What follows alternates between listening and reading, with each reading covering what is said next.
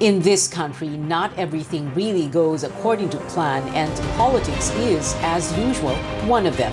So whether you're the one-term mayor of the nation's capital who wants to be president, or the commission tasked to oversee elections with a looming substitution deadline that could throw the best laid plans out the window, it's all a very tricky balancing act.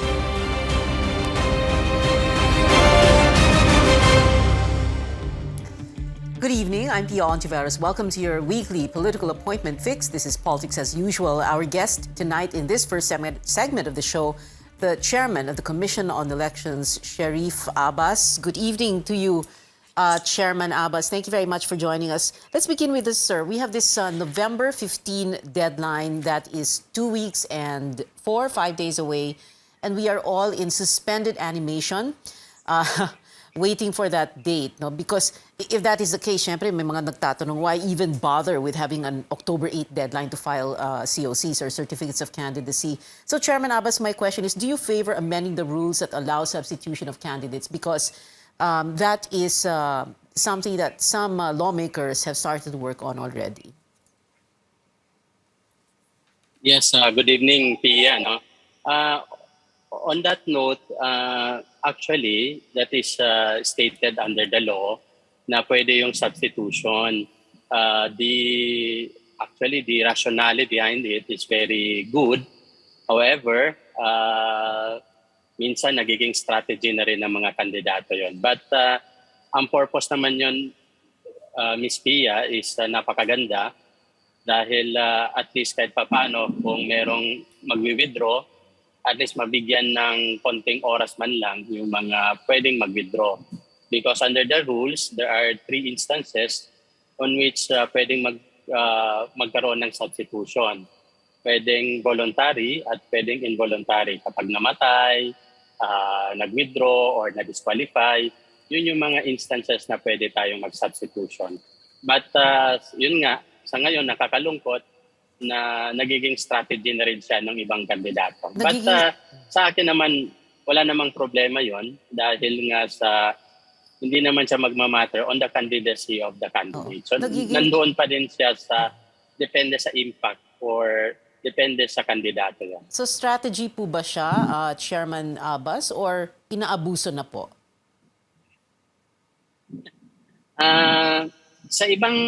Sa ibang aspect, Ms. Pia, ang iba, strategy talaga. Okay? Unang-una dahil ayaw nilang malaman kung sino ba talaga yung tatakbo. Pero sa kabilang banda, pwede rin nating sabihin parang abuse.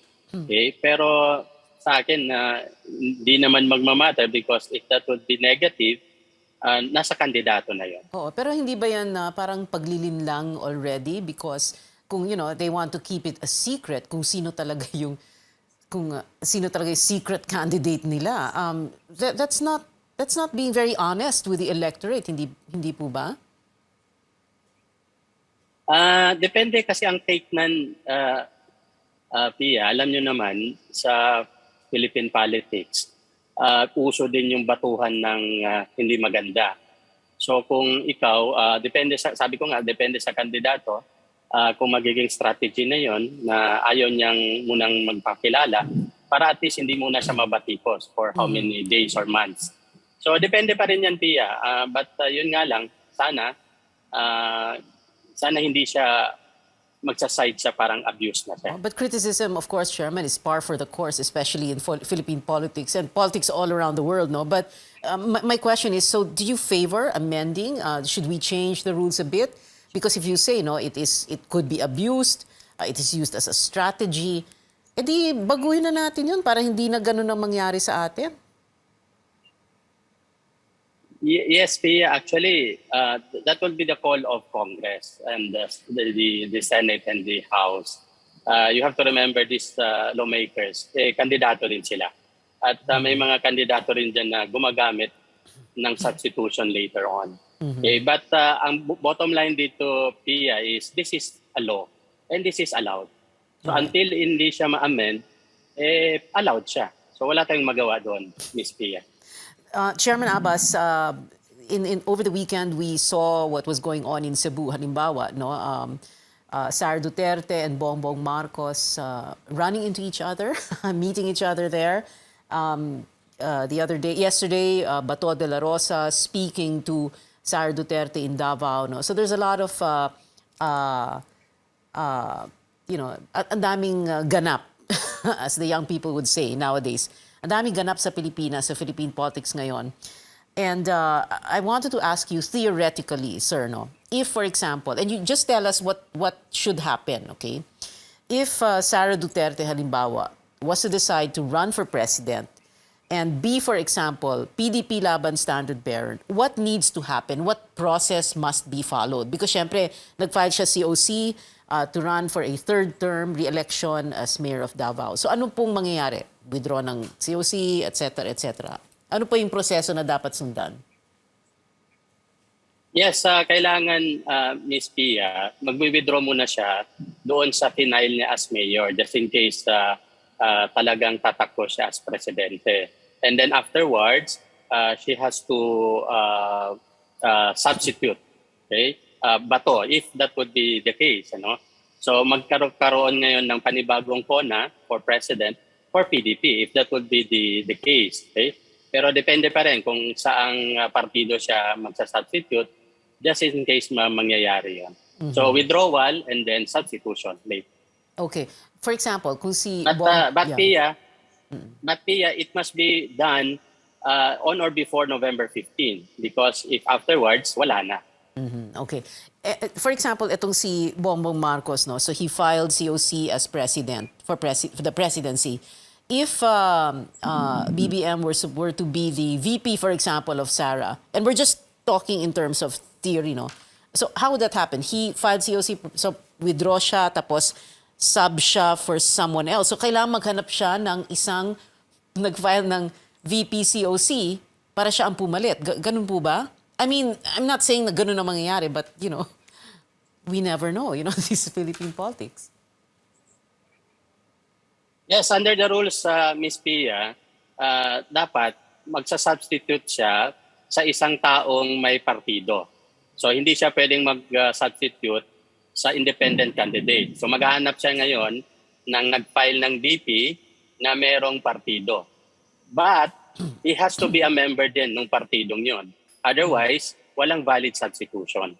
Mm-hmm. Of course, anything can happen. Let's say Sara does decide to run, then it could be BBM Sara or whatever, no? Hindi natin alam. But anyway, also, Chairman, I wanted to move on to another issue. No? Can you tell us more about what to expect in the elections this time around? How different is it going to be? Of course, we all are aware of how the pandemic has changed so many things. But I wanted to ask first, very specifically, because we all remember in 2016, we had that, 5-6 hours long glitch. And I distinctly remember that election night because it was here in this very same studio where we were seated and we were waiting for the results. Parang 6 to 11 p.m., parang ganoon, Chairman. And that was so surreal, no? Are we going to be able to avoid something like that? Hindi na po mangyayari yung ganoon, Chairman? Yes, Ms. Pia. Actually, in-avoid na namin yun. Meron na kami mga ginawang hakbang. Actually, parang na-choke lang yung parang internet connection, parang connection with the media. Pero wala namang pagkakaiba si resulta. Parang nag-bottleneck ba. So ngayon, ginawa na namin ng paraan na maluwang yung parang passage ng mga info papunta sa lahat ng server ng Comelec. Okay. So when you say yung sa media, you're talking about the transparency server ng PPCRV. Yes. Actually, yung glitch, doon lang talaga siya sa media. Yung binabato sa media, doon nagkaroon ng bottleneck. Kaya parang nag-hang siya for 7 hours. Pero yung doon sa ibang server na dalawa, main server, tuloy-tuloy pa din yung pasok ng resulta. So yung media lang talaga yung apektuhan, which the PPCRB also said na talaga wala namang dayaan na nangyari. Yes.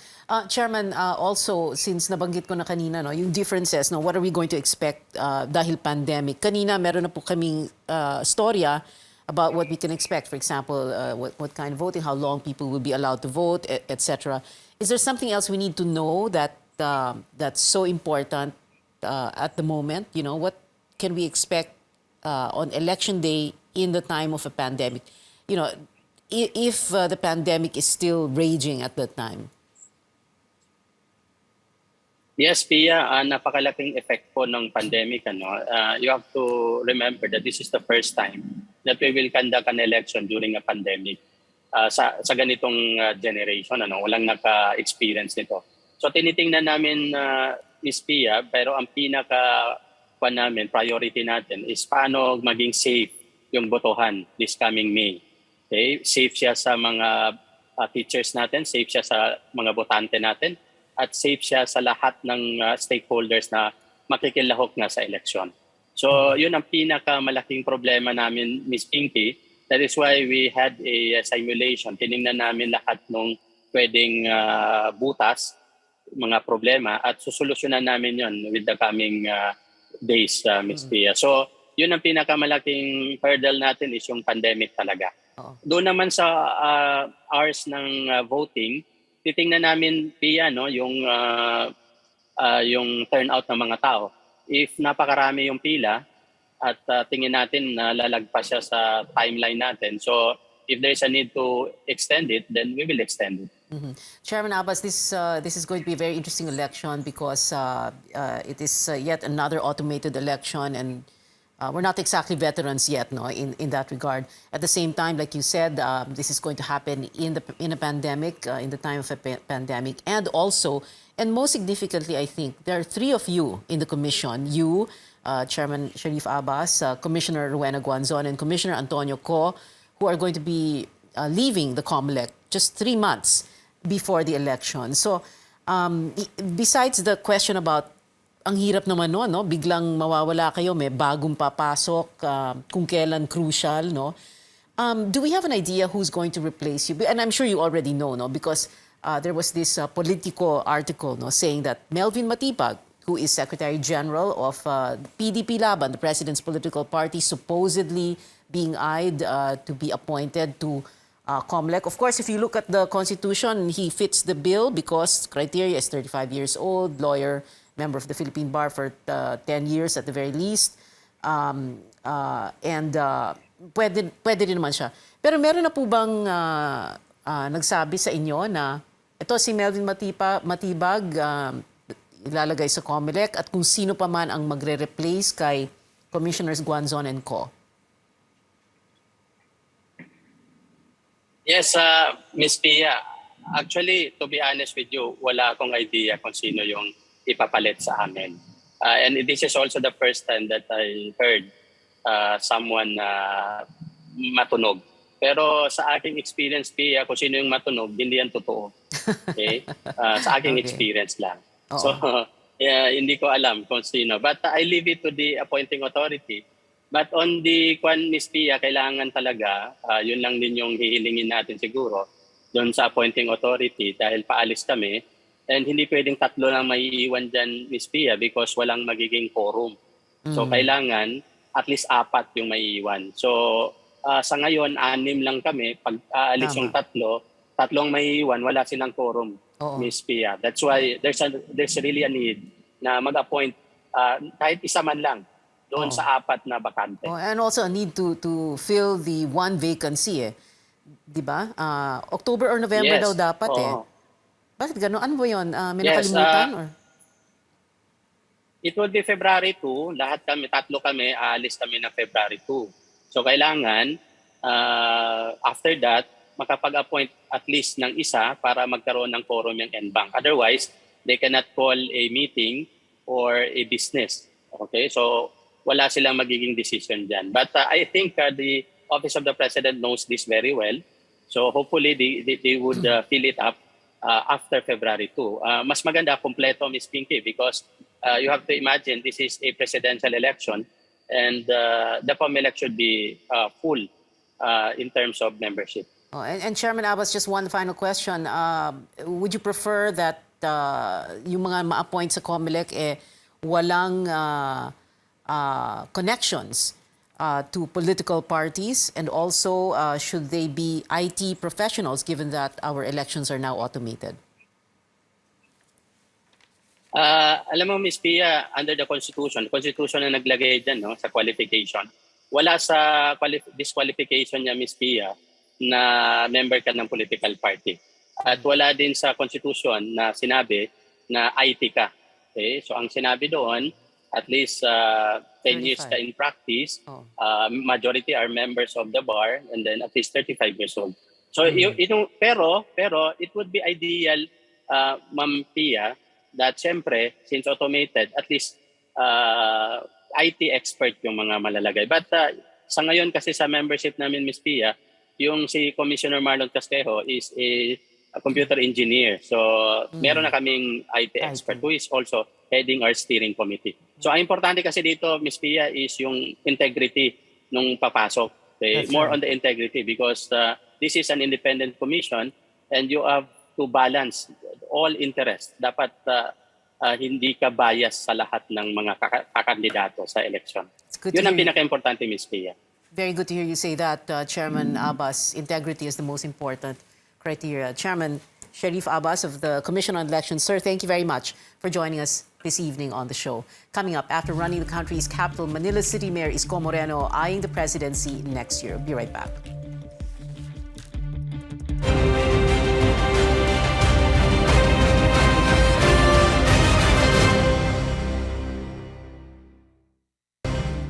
Welcome back to Politics as Usual. From Manila Mayor, he's now gunning for the presidency. Our second guest tonight, presidential aspirant Isko Moreno. Good evening, Mayor, and belated happy birthday. You turned 47 on Sunday. Tama, no?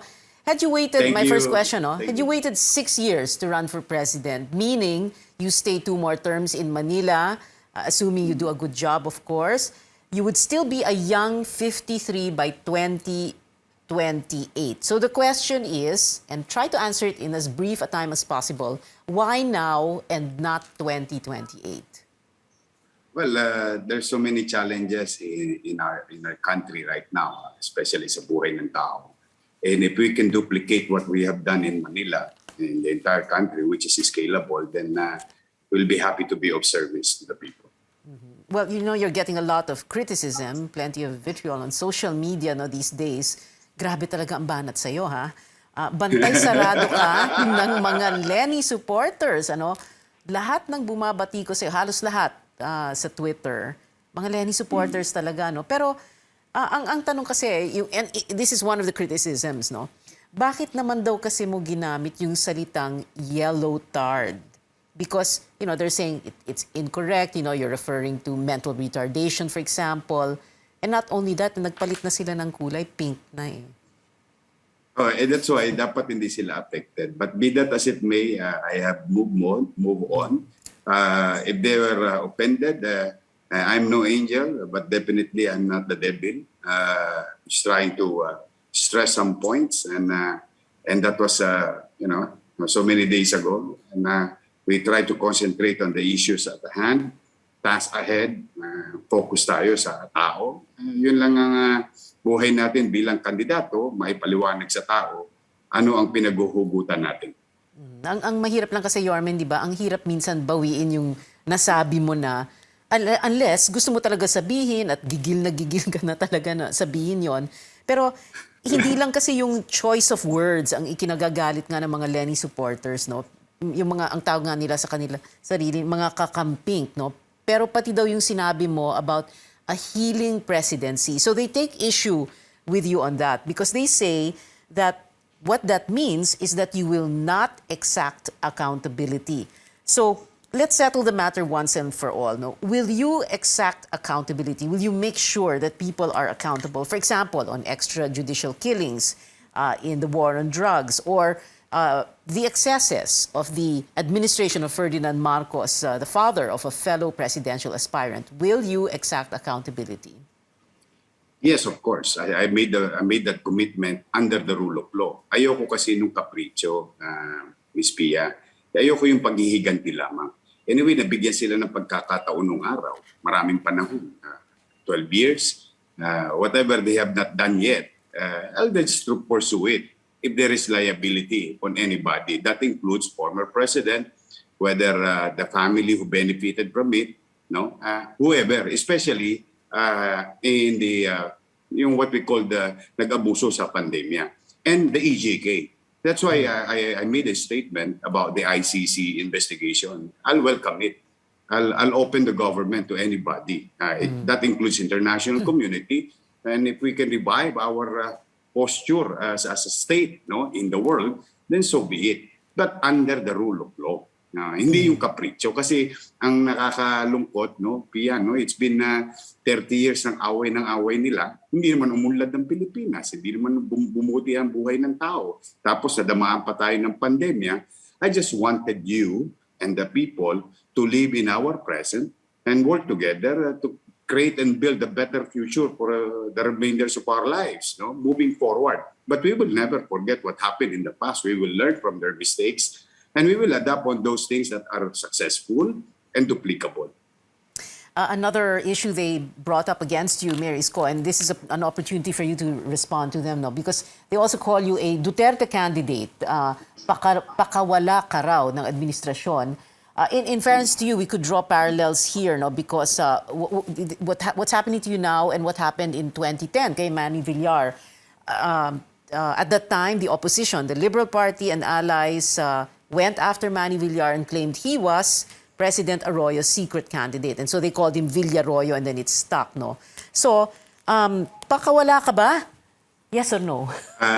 No. No. That's a no. Okay. But definitely, I'm a president of a party and I ran under my party. Hindi na nagkunwari. Sinong who are you referring to with that? If you're a president and if you're endorsed by the party, and if you're the chairman or president of the party, you take the lead of the party. You bring the banner.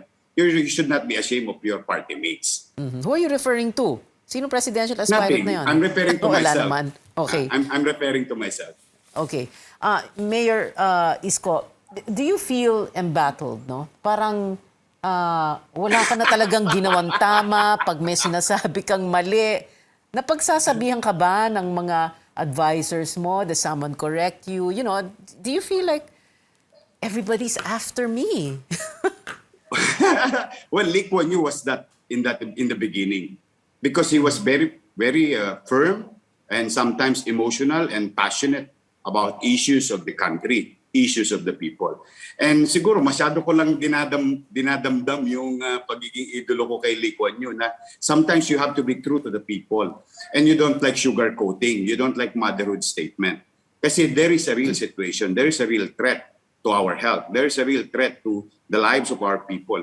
Tumaas na naman ang gasolina, Pia, tataas pa yan, lalamig pa, ang dami pang problema, maraming walang trabaho, maraming nahihirapan. May bago na, yung new poor, di ba? Yung mga nagbabayad ng bahay nila, yung nagbabayad ng kotse nila, maraming kulang ang trabaho. There are so many things that I think we should focus on. Because, modesty aside, we have naman prototype on what we claim, on how we claim it, and how we're gonna do it. Because we did it. It's not about my daddy did or who did it for them. It's about where were you when the time ng pandemya. Yun tingin ko, yun ang gusto makita ng tao. Yun dapat malaman ng tao. And you deserve that. Yes. Now, where are we going? We're going to get to that in a bit, Mayor. I just need to finish these two brief questions with your two brief answers.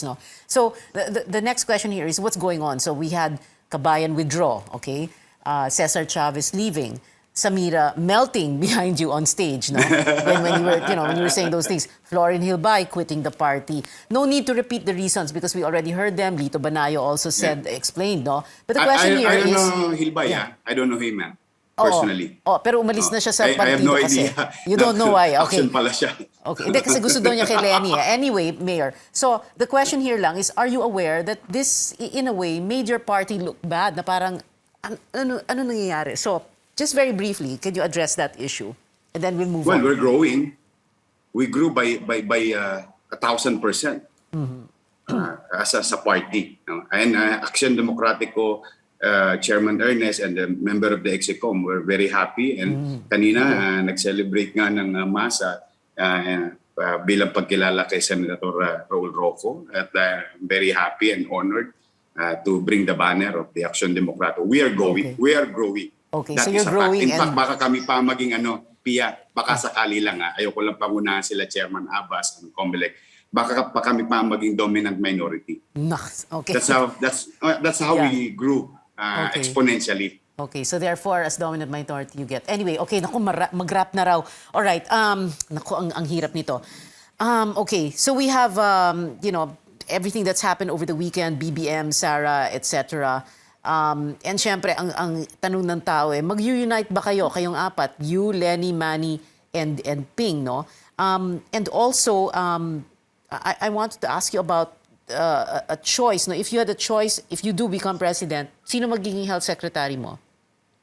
Well, I'll bring, bibigyan ko ng laya si Dr. Willie Ong kasi gusto ko siya maging sekretaryo ng kalusugan bilang vice president. Kung manalo siya pero as sabi VP. niya, tutulong siya sa akin, pero tutulong din siya makapamili ng mapipili niya, mapupusuan niyang magaling, episyente, at may kakayanang pamunuan yung usaping pangkalusugan ng mga kababayan natin Pilipino. Okay, and would you ever unite you, Manny, Ping, Lenny? Because If you we are have the going to possibility unite- of a BBM Sara. If we are going to unite on the issues at hand and challenges of our people, then I'm willing. But if we're going to unite just to win, because they wanted to win, no, medyo hindi ako masyadong doon Kasi kailangan, ang pag-usapan natin yung problema ng tao, yun ang pagkaisahan natin, yung katatayuan ng tao. All right. Well, thank you very much. As always, we ran Thank out of you, time. ma'am. Kulang talaga sa oras. Mayor Isko Moreno, Yorme, thank you very much for joining us this evening. Hope to see you again. Salamat po, sir. We've been told before, don't talk politics at the dinner table or at a family reunion or in Viber groups and risk digital warfare. But we can talk about it here at this table, on this show, your weekly political appointment fix, politics as usual. I'm Pia Hontiveros. See you back here next Tuesday, 8:30 p.m.